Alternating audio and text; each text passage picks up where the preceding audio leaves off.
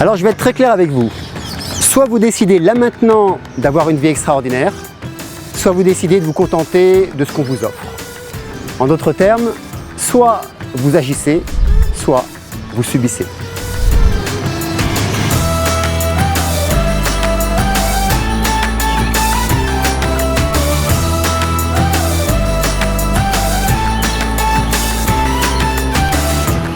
Un père indonésien a eu 2 enfants, Ketut et Wayan.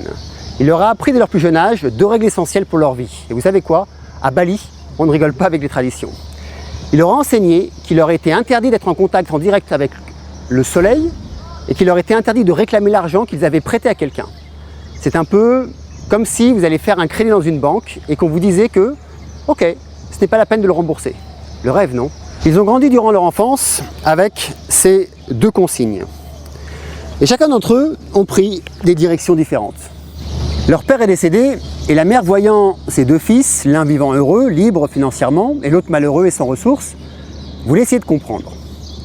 Alors qu'est-ce qu'elle fait? Elle les invite à se retrouver et elle leur demanda à chacun comment ils vivaient et ce qui avait fait que l'un avait plus réussi sa vie et l'autre non. Ketut, le plus malheureux et le plus pauvre des 2, lui dit ceci.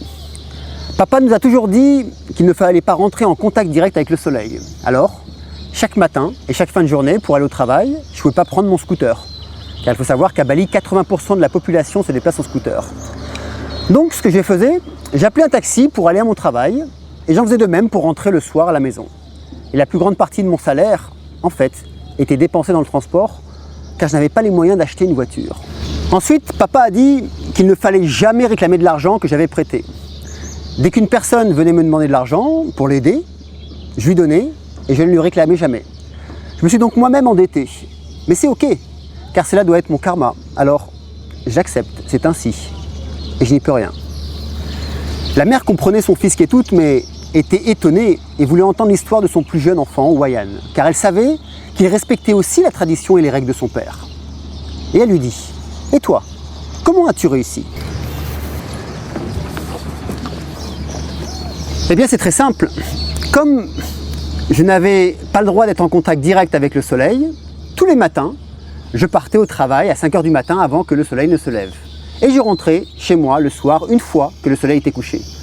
J'ai pu ainsi, tranquillement, multiplier les actions que je voulais faire ayant plus de temps du coup, eh bien ça m'a permis de faire grandir mon entreprise et en même temps de respecter les traditions. Et puis quand des personnes venaient me demander de l'argent pour les aider, je leur donnais uniquement ce que je pouvais leur donner. Mais je leur disais que ce n'était pas un prêt, mais un don pour eux. Et si par exemple, on me demandait 5 000 €, mais que cela risquait de me mettre en difficulté, je leur disais, ok, plutôt que de te prêter les 5 000 €, et que tu sois obligé de me les rendre, et que toi aussi tu sois en difficulté, je te donne 1 000 € et tu n'auras pas à me rembourser. Et j'ai découvert que plus on donne et plus on reçoit. Cette histoire indonésienne exprime très clairement les positions mentales que nous pouvons avoir face à des recommandations, à des règles, à des lois, une expérience de vie.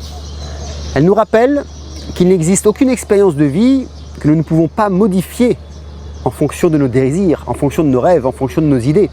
Tout dépend de notre point de vue, de notre positionnement et de nos désirs d'agir en conséquence. En nous, il y a 2 pôles.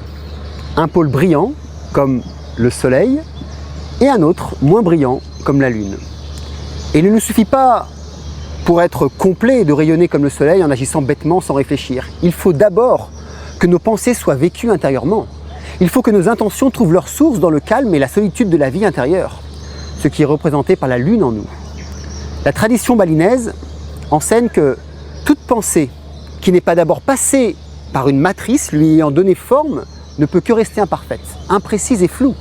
C'est pourquoi toute action sans clarté initiale devient vaine.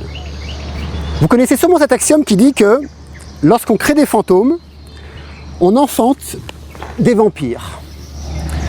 Eh bien, la création de fantômes est quotidienne dans nos vies, car toutes nos idées sont des fantômes. Chacune d'entre elles est un égrégore à part entière, une énergie autonome. Nous donnons naissance à des fantômes à chaque fois que nous acceptons une idée générale comme autorité valable uniquement par le seul fait qu'elle soit générale, ou pire encore, par le seul fait qu'elle soit reconnue par un nombre de personnes majoritaires. Et c'est ainsi que des peuples entiers partent en ruine et sont dans une souffrance. Chaque fois que nous acceptons sans faire d'efforts personnels, c'est-à-dire comme Ketut, ce garçon qui n'a pas confronté l'enseignement de son père aux valeurs les plus élevées de l'être humain, l'intelligence sacrée, la sagesse et l'action juste. Et cette personne vivra dans la souffrance. Quand il n'y a pas cette sagesse et ce recul nécessaire, alors nous enfantons des vampires. C'est-à-dire que nous avons soif d'en savoir plus et de subir plus en somme. N'est-ce pas ce que nous avons pu voir depuis le début 2019, l'acceptation d'idées générales créant une vision spécifique du monde, alors que pour certains, cette vision vécue par presque tous les habitants de cette planète était tout autre. Je conçois cette crise actuelle comme une des plus importantes et salutaires. Comme je l'ai répété à plusieurs reprises dans mes vidéos, nous vivons une opportunité qui risque de ne plus se présenter de sitôt. Nous avons une opportunité de nous transformer profondément, intérieurement, et de créer cette nouvelle espèce d'Homo sapiens. Alors que d'autres voient cette expérience si particulière comme dramatique, il est évident que les trajectoires de vie de chaque être ne seront pas du tout les mêmes. Certains deviendront Ketut et d'autres deviendront Wayan. Il faut comprendre que nos pensées n'ont jamais d'influence sur autrui. Absolument jamais. Alors oui, je sais, ça va en surprendre plus d'un, surtout pour ceux qui croient pouvoir influencer les autres. Eh bien, détrompez-vous. Vous vous fourvoyez vous-même. Comment nos pensées pourraient-elles avoir une influence sur un de nos semblables? Nos pensées ne font que déterminer en eux d'autres pensées. Et c'est de ces pensées qu'eux-mêmes vont déterminer des intentions. Donc, notre pouvoir est limité à celui de poser des graines dans le cœur et l'esprit des autres, et à chacun de créer son propre jardin avec les graines reçues. L'illusion d'influence vient du fait que plusieurs pensées communes et répétées forment comme un faisceau riche qui lui a une grande influence sur ceux et celles qui sont comme Ketut, dans cette dynamique d'attente et de soumission. Ils deviendront prisonniers de cette influence. Non pas que cette influence commune dirigera leurs actes et leurs pensées, mais parce qu'ils se refuseront d'en créer d'autres ou de contredire la pensée reçue. Dans les deux cas, c'est un choix délibéré de la part de celui qui n'agit pas. Et cristalliser sur une idée comme celle des 2 règles balinaises, qui devient une obsession, deviendra pour beaucoup une maladie mentale. Cette personne qui n'agit pas deviendra alors la proie du fantôme qu'elle a créé lui-même. Elle enfantera un vampire qui dévorera son cerveau, l'empêchant d'avoir les pensées élevées et sacrées. Alors oui, le secret de ceux qui réussissent leur vie est bien celui-ci. Ne jamais courir tête baissée dans une seule direction, même si celle-ci est suivie par les presque 8 milliards d'êtres humains de cette planète. Car ceux qui réussissent savent toujours au fond d'eux que rien n'est jamais vraiment sérieux ni jamais vraiment dramatique. Que c'est juste un point de vue et une manière d'aborder ou d'accueillir les événements qui vont, en fait, faire de cet événement un drame ou un succès. Alors, que décidez-vous à partir d'aujourd'hui? Qu'on vous appelle Ketut ou Wayan?